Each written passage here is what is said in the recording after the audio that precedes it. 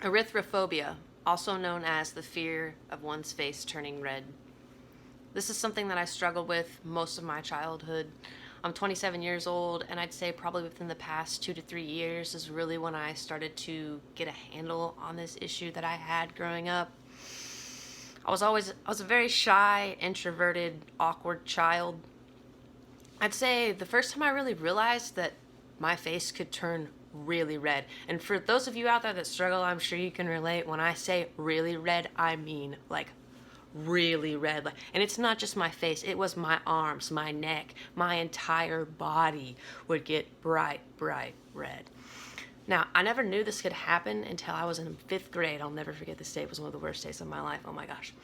We were sitting in the computer lab, and I could not contain myself of joy and excitement because I was getting ready to be able to show my best friend the awesome Ronald McDonald video games that they had.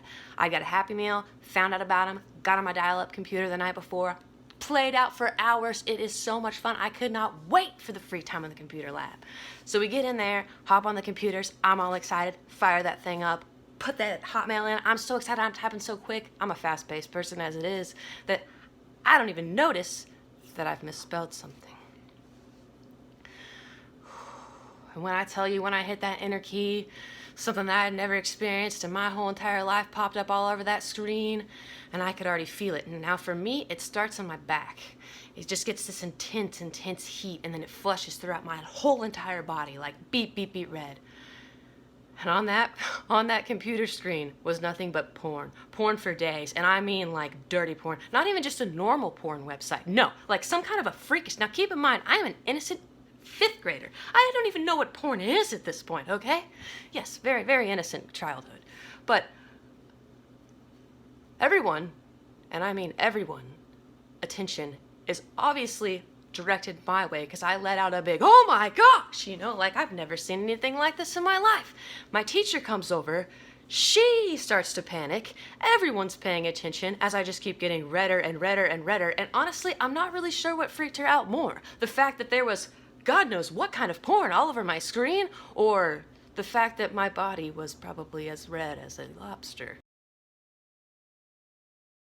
She walked over to the computer, closed out the screen, and I proceeded to lay my head down on the keyboard and die of embarrassment.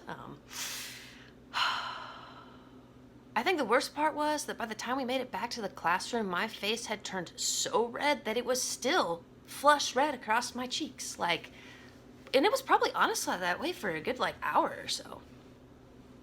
But I know now that it was in that moment that my deep, deep fear of going, as I call it, lobster red was a real, real problem for me.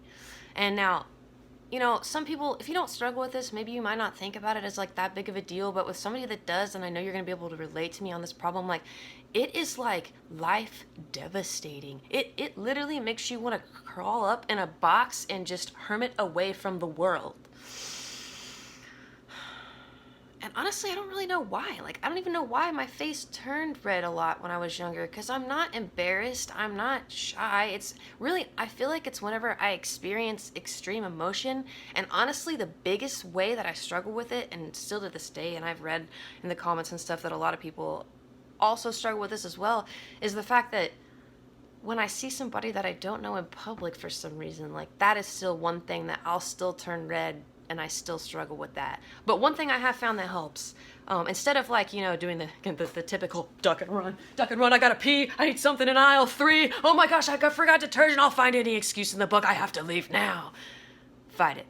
Just walk up to them, your face is gonna be red, it's gonna be fine, you're not gonna die. It will slowly, either get worse or get better, depending, it doesn't matter, who cares? Chances are, they're not even gonna say anything. And if they do, just smile and be like, I know, I struggle with erythrophobia. Look it up! AKA, why we need to spread awareness about this, people. Well, honestly, I'd say probably one of the biggest breakthroughs that I had with my own struggles of erythrophobia was doing stuff like that, was pushing through it, not running, putting myself in situations that I wouldn't normally put myself in. I was a very nervous, shy child, so I was very I was very introverted of a person. So I remember my first job that I got, I was 16 years old. I was a dish tank person. I hid in the dish tank. I did not want to socialize. The idea of being a server made me literally like shake to pieces. It was not going to happen. I will hide in my dish tank, in my little area, wash my dishes, be a good little server, you know, little attendant, my minimum wage, and I will be fine. All that changed though whenever I got a little bit older, and obviously, you know, dishwashing money is not nearly as good as serving money. I see all these servers with their big, nice, fancy cars, and I'm like, I went in on that. So, I became a bartender. And honestly, I think I chose bartending because the lights are dim, so that's another thing for me. Like, if it wasn't very bright, so I don't know what it is about lights, but I'm sure a lot of you will agree with me on this too, that if there's a light on you, it makes it worse. I don't know why. I think that's why I was also a nighttime person. I like to go out at nighttime a lot because it's darker. I've overcame that as well though. But bartending definitely put me out of my shell. It made me talk to people. It made me socialize. It helped me develop as far as like confidence in myself really, and knowing that it's okay. And when I would turn red, nobody could really tell because the lights were off, so that really helped me. And then after that, I became a server, and really, I think that was when my biggest breakthrough was because it was through the light. And at first, you know, every now and then my face would flush, but I can't run. I'm a server. What am I supposed to do? I'm like stuck at the table. So honestly, like putting myself in that position helped me really break through because at the end of the day, like, you know, I would start to flush, but nobody ever said anything. And because I continued talking and because I continued taking their order and pushing through, like, honestly, it started happening less and less and less. And I'd go a shift and maybe my face would only turn red twice. And then I'd go a shift and maybe it only happened once. And then before I knew it, be working shifts and I was sitting there laughing, talking, confidently speaking to people, and my face never turned red, not once the whole entire shift. So honestly, I feel like with everybody out there struggling, one of the biggest things that you can do to try to help yourself as far as like overcome these issues is put yourself in uncomfortable positions. Allow your face to turn red. It will be okay. It's not going to be the end of the world. It'll get better. A big thing for me too is explain to people, tell people, you know, your friends, the people that are close to you, openly speak and talk about it. You know, I struggle with erythrophobia.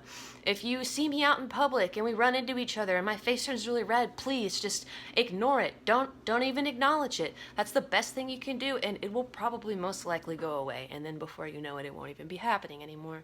So I just wanted to post this video. Maybe this can help somebody out there, hopefully. I know that I wish I would have had somebody to talk to about these issues. I found this page and I'm already grateful for that. So thank you, everybody, and have fun not blushing.